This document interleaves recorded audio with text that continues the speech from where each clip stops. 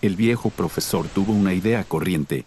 Había leído demasiado, reflexionado demasiado, escrito demasiado también, para atreverse a proferir, a unas solas consigo mismo, en circunstancias tan perfectamente anormales, otra cosa que una trivialidad digna de un ejercicio escrito de un alumno de tercer curso. El tiempo era bueno. El calor no era muy bochornoso, pues un vientecillo fresco primaveral corría sigiloso a través de la terraza cubierta de la casa, una de las últimas hacia lo alto de la colina, colgada en un flanco de la roca como vigía avanzado de la vieja aldea parda que dominaba toda la región hasta la ciudad de los turistas, abajo, con su lujosa avenida, junto a la playa, de la cual se distinguían las verdes copas de las palmeras y las azoteas de las residencias blancas, hasta el propio mar, sereno y azul, que, de improviso, había perdido todo el barniz de opulencia que lo cubría habitualmente. Yates relucientes, esquiadores musculosos, chicas doradas, voluminosos vientres exhibidos sobre la cubierta de grandes veleros, y sobre ese mar desierto, por último, la increíble flota herrumbrosa venida de la otra cara de la tierra, varada a 50 metros de la orilla y que el viejo profesor observaba desde por la mañana. El espantoso hedor a letrinas, que había precedido a la aparición de aquella flota como el trueno precede a la tormenta, ya se había disipado por completo, tras apartar el ojo de un catalejo con trípode, mirando a través del cual le parecía que la increíble y hormigueante invasión había ascendido ya por las laderas de la colina e invadido la casa. El anciano se frotó el fatigado párpado y luego dirigió su mirada hacia la puerta de su casa. Era una puerta de roble macizo, una especie de masa inmortal articulada sobre goznes de fortaleza, en la que figuraban, grabados en la oscura madera, el nombre patronímico del viejo señor y el año en que un antepasado en línea directa acabó de construir la casa, 1673. Comunicaba, al mismo nivel, la terraza y la pieza principal, al tiempo salón, biblioteca y despacho. Era la única puerta de la casa, pues la terraza daba directamente a la calleja por una pequeña escalera de 5 peldaños sin ninguna cerca y que cualquier viandante podía subir a su antojo, al estilo de la aldea, si le venía en gana ir a saludar al propietario. Cada día, del alba a la anochecida, aquella puerta permanecía abierta y esa tarde, mientras el sol iniciaba su naufragio cotidiano, lo estaba igualmente. Esto fue lo que notó el anciano por primera vez. Entonces pronunció estas palabras, cuya enorme trivialidad hizo nacer en sus labios una especie de sonrisa satisfecha. Me pregunto, se dijo, sí, en este caso, una puerta debe estar abierta o cerrada. Luego reanudó su vigilancia, el ojo pegado al catalejo, aprovechando que el sol poniente iluminaba el inverosímil espectáculo. ¿Cuántos iban, allá abajo, a bordo de todos aquellos restos encallados? De hacer caso al número pavoroso anunciado en los lacónicos boletines de información que se sucedían en la radio desde la mañana, quizá estarían hacinados en bodegas y cubiertas, racimos humanos encaramados a puentes y chimeneas, las capas inferiores muertas soportando a las que aún vivían, a la manera de esas columnas de hormigas en marcha cuya parte visible es un bullicio de vida y la base una especie de camino fórmico pavimentado con millones de cadáveres. El viejo profesor, se llamaba Calgués, dirigió su catalejo a uno de los buques mejor alumbrados por el sol, luego reguló pausadamente el foco hasta lograr la más perfecta nitidez, como un investigador en su microscopio cuando descubre, en un caldo de cultivo, la colonia de microbios cuya existencia presentía. Aquel barco era un paquebote más que sexagenario, cuyas 5 chimeneas verticales, en forma de tubos, denotaban su antigüedad. 4 de ellas estaban desmochadas, a diferentes alturas, a causa del tiempo, el orín, la falta de cuidados, las veleidades del destino, en una palabra, por la miseria. Encallado frente a la playa, el barco daba de banda casi 10 grados. Como en todos los otros buques de aquella flota fantasma, cuando anochecía no se distinguía ninguna luz, ni el más pequeño resplandor. Los fuegos, las calderas, los generadores, todo debió de haberse apagado de golpe durante el naufragio voluntario, o bien por falta de un combustible calculado apretadamente para un solo y único viaje, o también porque nadie, a bordo, consideraba ya necesario preocuparse de nada, una vez terminado el éxodo a las puertas del nuevo paraíso. El viejo Calgués observaba todo eso cuidadosamente, detalle por detalle, sin manifestar la más mínima emoción. Simplemente, ante la vanguardia de un antimundo que se decidía por fin a venir a llamar personalmente a las puertas de la abundancia, se sentía prodigiosamente interesado. Con el ojo pegado al catalejo, Vio primeramente brazos. Calculó que el círculo que recortaba sobre la cubierta del buque debía de tener unos 10 metros de diámetro. Luego se puso a contar, tranquilamente, pero resultaba tan difícil como contar los árboles de un bosque, pues todos aquellos brazos estaban alzados, se agitaban conjuntamente, inclinándose hacia la orilla cercana, semejantes a flacas ramas negras y pardas animadas por el viento de la esperanza. Aquellos brazos estaban desnudos, emergían de ropajes blancos que debían de ser túnicas, togas, saris de peregrinos, eran los brazos descarnados de Gandhi.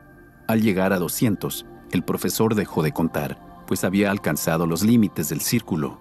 Luego se entregó a un rápido cálculo. Habida cuenta de la longitud y de la anchura de la cubierta del barco, podía establecerse que la misma circunferencia cabía en ella más de 30 veces y que entre cada uno de aquellos círculos tangentes se alojaban dos espacios en forma de triángulos opuestos por la punta y cuya superficie equivalía, aproximadamente, a un tercio de circunferencia, o sea, 30 más 10 igual a 40 circunferencias x 200 brazos igual a 8.000 brazos, 4.000 personas, solo en la cubierta del barco. Si se admitía la existencia de capas superpuestas, o cuando menos, probablemente, una densidad idéntica en cada una de las cubiertas, entre puentes y bodegas, aquella cifra sorprendente tenía que multiplicarse al menos por 8. En total, 30.000 personas, en un solo barco, sin contar los muertos que flotaban en torno al casco, arrastrando por la superficie del agua sus blancos harapos, que los vivos ya por la mañana habían tirado por la borda. En este gesto extraño, que no parecía inspirado por la higiene, sino porque haber esperado el término del viaje, el profesor creyó haber encontrado la única explicación posible. Calgués creía en Dios, creía en todo, en la vida eterna, la redención, la misericordia divina, la fe, la esperanza. Creía también, con gran firmeza, que los cadáveres arrojados sobre las costas de Francia también tocaban el paraíso, que incluso navegaban por él, sin trabas, y para siempre, en eso más favorecidos que los vivos, quienes, al arrojar a sus muertos al agua, les habían ofrecido de una vez la liberación, la felicidad y la eternidad. Ese gesto se llamaba amor, y el profesor lo comprendía también y se hizo de noche, no sin que el sol poniente, por última vez, hubiese iluminado con rojos destellos la flota encallada. Había allí más de 100 buques, todos herrumbrosos, como testimonio del milagro que los había guiado y protegido desde la otra cara del mundo, con excepción de uno solo perdido en un naufragio en aguas de Ceilán. Uno tras otro, casi prudentemente alineados a medida que iban llegando, vararon en las rocas o en la arena, con la proa vuelta hacia la orilla y alzada en un postrer impulso. A su alrededor flotaban miles de muertos vestidos de blanco que las últimas olas del día comenzaban a conducir a tierra, despacio, depositándolos en la orilla y retirándose después para ir a buscar más. 100 buques. El viejo profesor sentía nacer en él esa especie de estremecimiento de humildad y de exaltación mezclados que a veces sentimos cuando aplicamos muy fuertemente el pensamiento sobre las nociones de infinito o de eternidad. Al atardecer de aquel domingo de Pascua, 800.000 vivos y millares de muertos asediaban pacíficamente la frontera de Occidente. Al día siguiente, todo quedaría ventilado. Se elevaban de la costa hasta las colinas y la aldea, cantos muy quedos pero de extremada potencia pese a su suavidad, como una melopea tarareada por un coro de 800.000 voces. Los cruzados, antaño, en vísperas del asalto final, dieron la vuelta a Jerusalén cantando. Al séptimo toque de trompetas, las murallas de Jericó se derrumbaron sin lucha.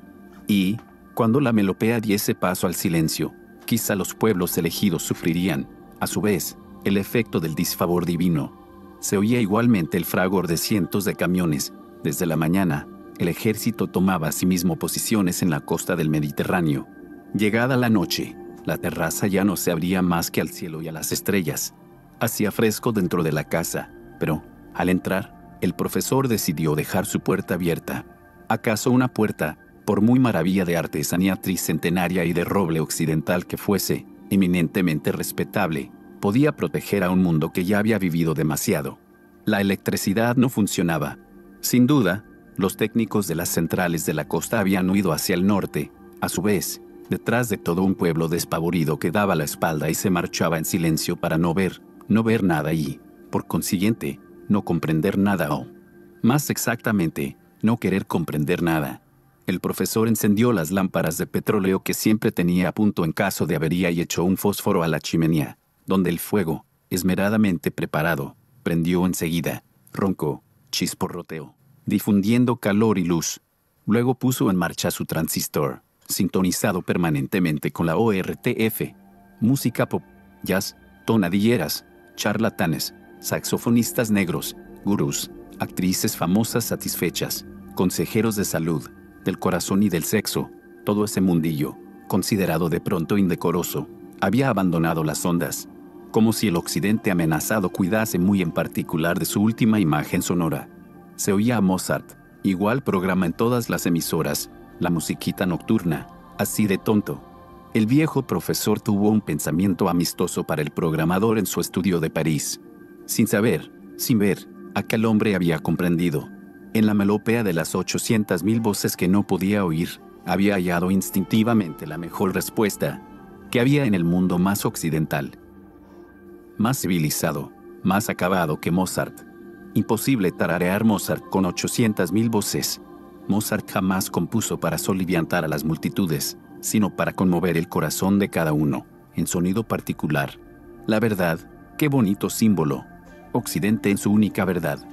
La voz de un periodista sacó al profesor de sus reflexiones. El gobierno, reunido en torno al presidente de la República, ha celebrado sesión todo el día en el Palacio del Elíseo.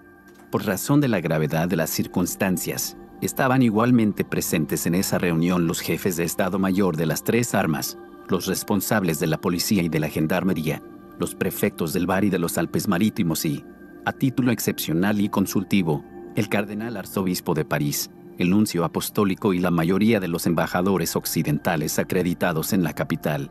A la hora en que les hablamos, el consejo no ha terminado aún, pero el portavoz del gobierno acaba de anunciar que el presidente de la República dirigirá personalmente, hacia medianoche, una declaración solemne al país. Según las informaciones que nos llegan del Midi, nada parece todavía moverse a bordo de la flota emigrante. Una parte del Estado Mayor del Ejército confirma que 2 divisiones están desplegadas en la costa frente a. El periodista vaciló, y como se le comprendía, ¿cómo podía denominarse aquella multitud innumerable y desoladora? El enemigo, la invasión, el tercer mundo en marcha, la horda, cara a esa invasión de una naturaleza excepcional. Vamos, salió bastante bien del apuro, y que 3 divisiones se dirigían hacia el sur, a pesar de ciertas dificultades de orientación.